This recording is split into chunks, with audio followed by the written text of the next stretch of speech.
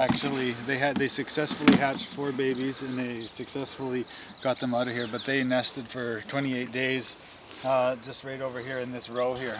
And what was that? The baby killdeer. You know, nice. The killdeer, the ones that play with the broken wing. Yeah, so, make you look like they're get away from the babies. Yeah, I've seen those. So when I started working that far end of the field this year, they were doing their little dance.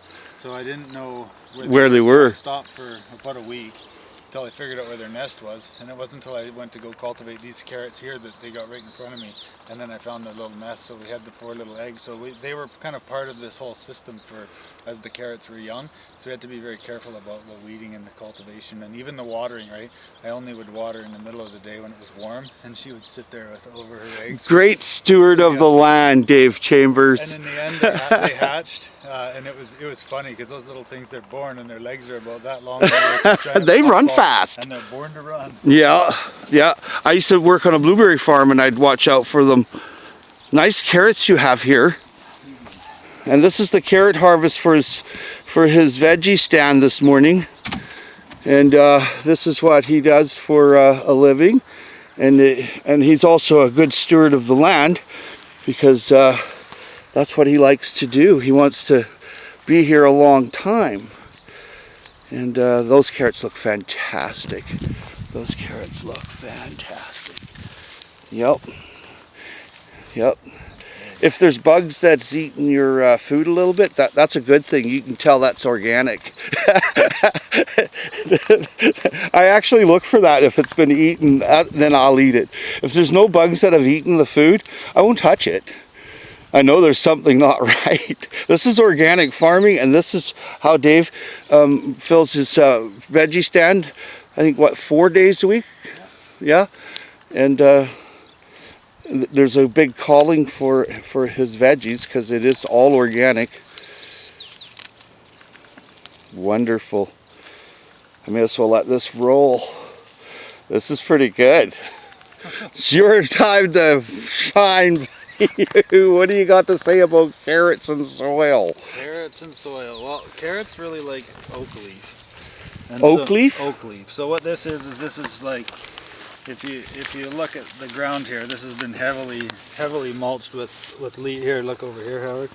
Like, this is heavily leaf mulched, right? So this is at a pretty finely broken down stage, but that's fantastic. Good for carrot growing. Easily growing the root. Right, and so, but they really digest this well. But the thing with the leaf mulch is that if you put the leaf crops in at this stage of decomposition, oftentimes you'll get the yellowy leaf, like on the spinach and stuff, because it's locking up a lot of the nitrogen. But if you grow the root crops, it's not releasing. But if you grow the root crops first, like the carrots in here, and this had been garlic last year, and now it's into carrots. What you'll find is that after the carrot crop is out, then the leaf crop, if you follow it with that, is amazing, because then all the nutrients are That's the timeline then. That's the timeline, yeah. You want to grow roots when it's kind of half digested. You grow nice root crops, and then after that you grow beautiful greens or brassicas or something that's really nice. Nice intel. Fantastic. Thanks for giving that out. That's helping a lot of people in the world, Dave. Yeah, and the thing is with the carrots is that, like with the oak leaf, like, because we're lucky enough to live where the Gary oaks grow. Yes. And that's like our main source of input is oak leaves and lime. That's what we use, right? And so the oak leaves there's no tannins in there to bother anything.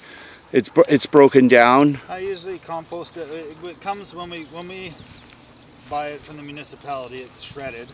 Right, so it's already starting to compost within 12 hours of them dropping it in the fall. You have the proper amount of water inside of there just at that time of year, and the carbon nitrogen ratio that it's like it starts composting within about 12 hours, right? And that big pile, it slows down a bit in the winter because it's too wet around there to, you know what I mean? To Yeah, you need oxygen. Keep going.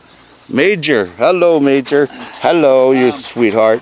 So yeah, we'll start putting that out at about a half composted stage. Nice. Into the fields. And so down at the far end, you'll see we use a double axle New Holland, because it actually rebeats. I looked at that.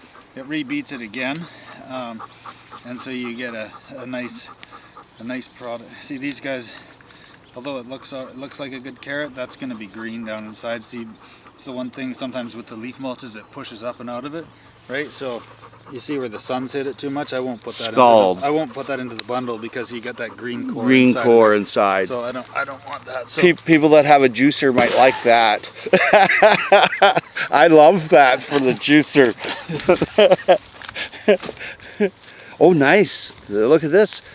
What do we have there? Some type of red lettuce? What do you call that? Some random. Something that fell off your pocket, Dave? Yeah. The good part about growing lots of different type of food over the years for lots of years is you get lots of free stuff showing up too. Yep. Especially in the winter, right? Yep. You'll find that like where you've left fields for a rest. And you Sorry if I'm walking. I'm not trying to walk on anything. Sorry, finish what you're saying.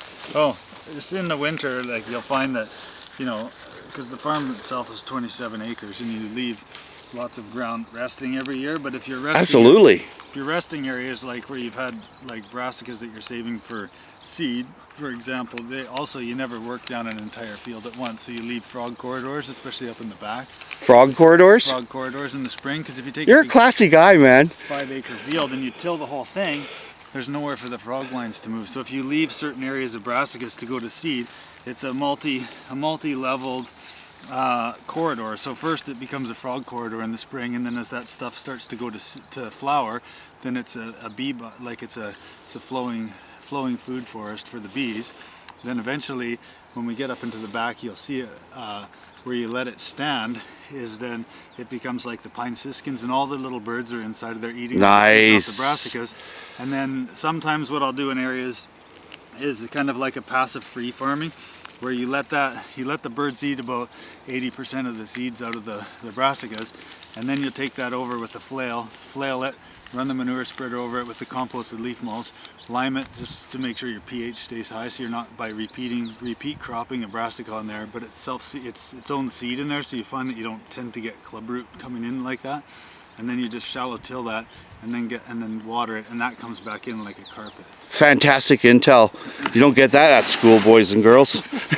You have to get out here and get some boots on the ground. Well, this is Howie Jones, and this is Dave Chambers and Natalie Chambers' farm at Madrona Farms, and we're off to the next video. Anything else you'd like to say there, Dave? Not at this moment.